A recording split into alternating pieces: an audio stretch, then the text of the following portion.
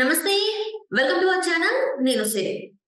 So ఇప్పుడైతే YCP పార్టీలో ఉన్న ఎమ్మెల్యేలు కొంతమంది ఉన్నారు. మాజీలే కావచ్చు, ఎవరైనా కావచ్చు.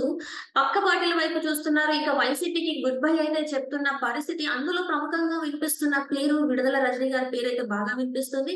మరి నిజంగానే ఆమె వైసీపీకి గుడ్ బై చెప్పే అవకాశాలు ఉన్నాయా ఏంటి? ఈ అంశాన్ని మనకి వివరించడానికి మనతో పాటు ఉన్నారు ప్రముఖ రాజకీయ విశ్లేషకులు అంకమరావు గారు. నమస్కారం సార్. సరే, ఇప్పుడు చూస్తున్నట్టయితే మరి విడుదల రజనీ గారు వైసీపీకి గుడ్ బై చెప్తారు అని చెప్పేసి అయితే వార్తలు వస్తున్నాయి.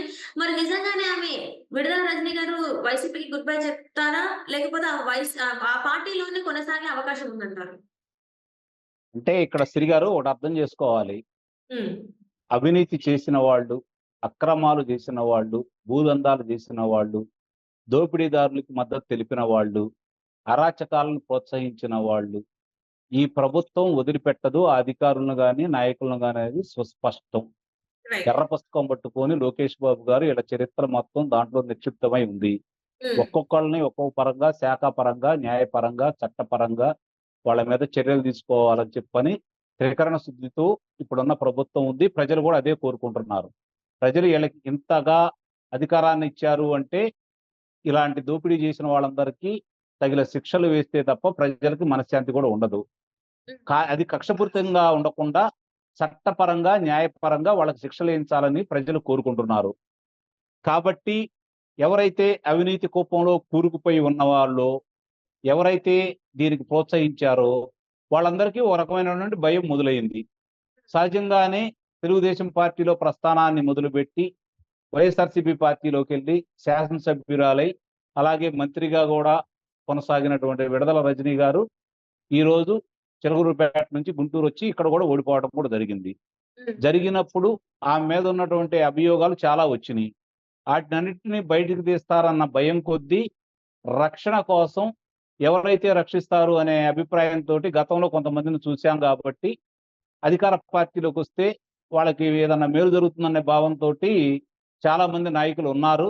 కానీ ఇలాంటి వాళ్ళనే అధికార పార్టీలో చేర్చుకునే ఆలోచన అధికార పార్టీ చేయట్లేదనేది నా దగ్గర ఉన్నటువంటి సమాచారం. ఎవరైతే ప్రజలను ఇబ్బంది పెట్టారో, ఎవరైతే తెలుగుదేశం పార్టీ కార్యకర్తల్ని, జనసేన పార్టీ కార్యకర్తల్ని, లేకపోతే భారతీయ జనతా పార్టీ కార్యకర్తల్ని, నాయకుల్ని ఇబ్బంది పెట్టారో వాళ్ళని కారాగారంలో పెట్టి లేకపోతే పోలీసుల ద్వారా వేధించి ఇబ్బంది పెట్టారో అలాంటి నాయకులందరికీ కూడా వాళ్ళు చేసినవన్నీ తిరగదూడి వాళ్ళకి శిక్షలు వేసే కార్యక్రమం నారా లోకేష్ బాబు గారు తీసుకున్నారు.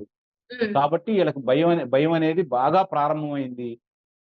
వీళ్ళు ఇప్పుడు ఏ పార్టీలోకి వెళ్తే మాకు రక్షణ కలుగుతుందని చెప్పని ఆలోచించుకుంటారు. సహజమే అది రాజకీయాలు. ఇప్పుడు సిద్ధాంతాల ప్రకారం రాజకీయాలైతే నడవటం లేదు కదా. అవును. అధికారమే పరమావధిగా రాజకీయాలు నడుస్తున్నాయి. హ్మ్. కాబట్టి వీళ్ళు అధికార పార్టీకి దగ్గరికి వెళ్ళడానికి ప్రయత్నం చేస్తారు. ఆమె హ్మ్. పార్టీలో ఉంటదా, ఉండదా అనేది ఎప్పటి నుంచో అనుకుంటున్న మాటే. అవును. ఇప్పుడు మీరు మీరు నాటిన మొక్కనండి అని చెప్పని ఆ! వేరే చాటుకెళ్ళినప్పుడు, ఇప్పుడు హ్మ్. అక్కడి నుంచి వేరే చాటుకి వెళ్ళరని నమ్మకం ఏదన్నా ఉందా? ఆ! లేదు గదా! ప్రజలు కూడా అనుకుంటున్నారు ఎప్పుడు ఈ ఇందుట్లో ఎంతమంది జారుకుంటారా? ఈ 11 మంది శాసనసభ్యుల్లో ఎంతమంది పార్టీ వీడతారా? హ్మ్. అని చెప్పని భావిస్తున్నారు. నిస్సందేహంగా జరుగుతుంది. ఇలాంటి నాయకులందరూ గూడా వాళ్ళ రక్షణ కోసం ఇప్పుడున్న ప్రభుత్వంలో ఉన్నటువంటి పెద్దల దగ్గరికెళ్ళేసి రాజీ మార్గం ఎంచుకుంటారు.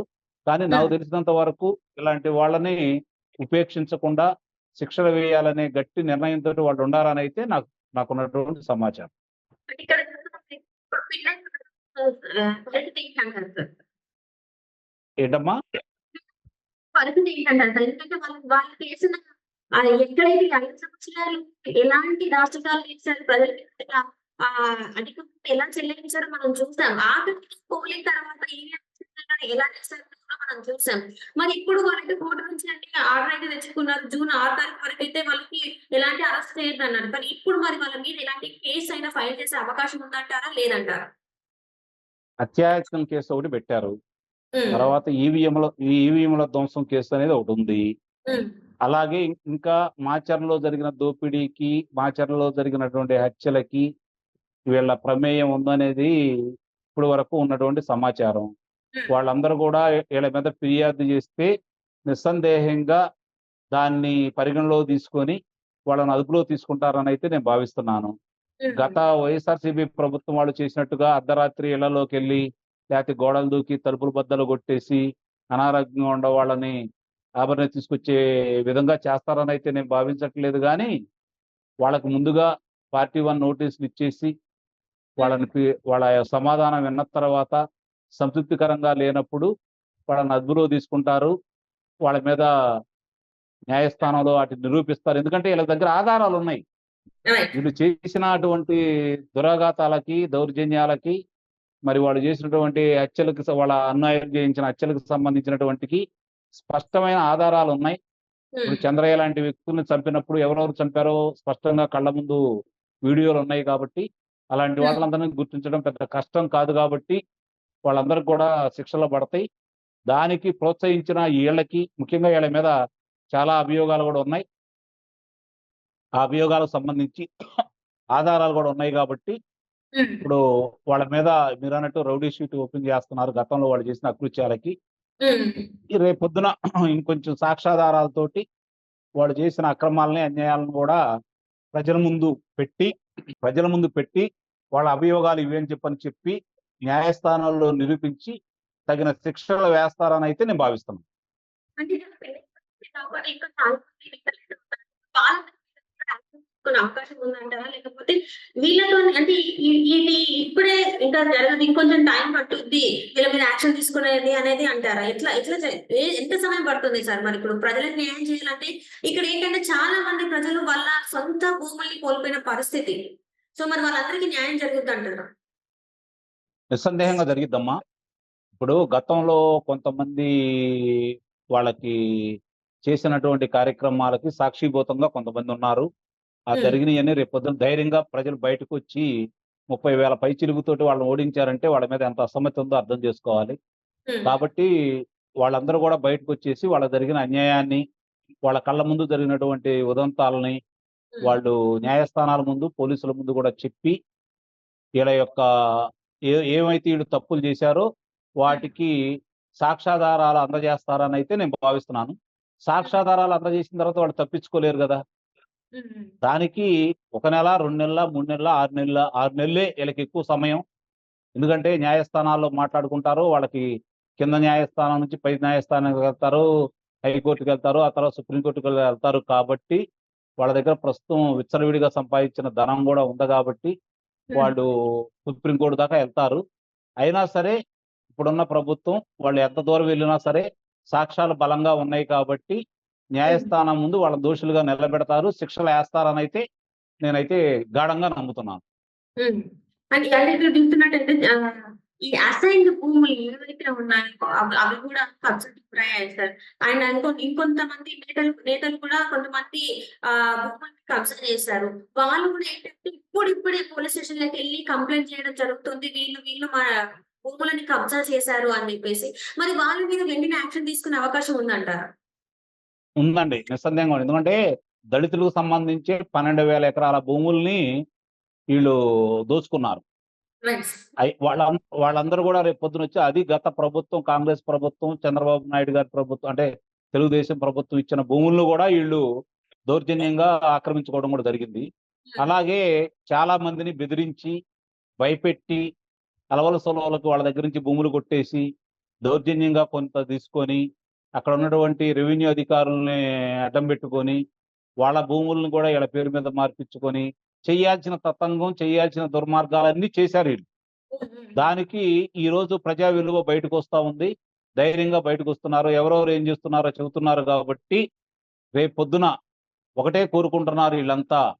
ఎక్కడైతే ఎవరినైతే ఇబ్బంది పెట్టారో వీళ్ళు ఆ రోజు మాస్క్ అడిగిన నేరానికి డాక్టర్ సుధాకర్ గారిని పిచ్చివాడిగా చిత్రీకరించి నడి బజార్లో పెడరెక్కలు విరిచికట్టి ఆయన హత్యనే నేను భావిస్తున్నాను. ఆత్మహత్య చెప్పిన వాడు చెబుతున్నారు. ఆ విధంగా చేయటానికి కారకులు ఎవరో వాళ్ళందరికీ శిక్షలు పడాలని చెప్పని ప్రజలు కోరుకుంటున్నారు. అలాగే తన దగ్గర పనిచేస్తున్నటువంటి ఒక దళిత డ్రైవర్ని చంపేసి ఇంటి ముందు పడేసి నేనే చంపానని చెప్పిన వ్యక్తి ఒక శాసన మండలి సభ్యుడై ఉంటే అతన్ని ముఖ్యమంత్రి తన కారులో ప్రయాణం చేపించి తను పాల్గొన్న సభల్లో అతని సింహభాగం అతనికి అప్పచెప్పేసి ఏ విధంగా చేశాడో చూసిన ప్రజలు అతనికి శిక్ష వేయాలని చెప్పని బలంగా కోరుకుంటా ఉన్నారు. అలాగే ఆ రోజు కర్నూలులో మరి అబ్దుల్ సలాం కుటుంబం మొత్తం రైలు కింద పడి ఆత్మహత్య చేసుకుంటా ఉంది. దానికి కారకులైన వాళ్ళకు కూడా శిక్షలు పడాలని ఇదే ప్రజలు కోరుకుంటున్నారు. అలాగే ఇందాక నేను చెప్పినట్టు తోట చంద్రయ్య గారు, ఇంకో మరి సుబ్బయ్య గారు, నందం సుబ్బయ్య గారు ఇలాంటి వాళ్ళని దారుణంగా హత్య చేసిన వ్యక్తుల్ని శిక్షలు పడాలని చెప్పి ప్రజలు కోరుకుంటా ఉన్నారు. 29 గ్రామాల ప్రజలు ఎవరైతే రాష్ట్రం కోసం భూములిచ్చారో, ఎంతమంది చనిపోవడానికి కారకులయ్యారో, వాళ్ళ మహిళల పొత్తి కడుపుల మీద బూటకాలతో తన్నినటువంటి పోలీసు వ్యవస్థలో ఉన్న వాళ్ళందరి మీద శిక్షలు పడే విధంగా కావాలని చెప్పని ప్రజలు కోరుకుంటా ఉన్నారు. ఇలాంటి రైట్. చెప్పుకుంటా పోతే మనకి 4, 5 రోజులు పడుతుంది. వీళ్ళు చేసిన అకృత్యాలు, ప్రజలకు చేసిన అన్యాయాలు. కాబట్టి రైట్. ప్రజలు ఇంత తీవ్రంగా వాళ్ళ మీద కోపంగా ఉన్నారు గాబట్టే 11 స్థానాలకే పరిమితం చేశారు గాబట్టి, వాళ్ళ ఆశలు నెరవేర్చే విధంగా ఇప్పుడున్న ప్రభుత్వం వాళ్ళకి సరైన న్యాయం చేసి దోషులను శిక్షించాలని చెప్పని ప్రజలు బలంగా కోరుకుంటున్నారు సిరి గారు. Right sir. Right sir. Thank you so much sir. మీరు మాతో పాటు జూమ్ కాల్‌లో వచ్చినందుకు ధన్యవాదాలు సార్.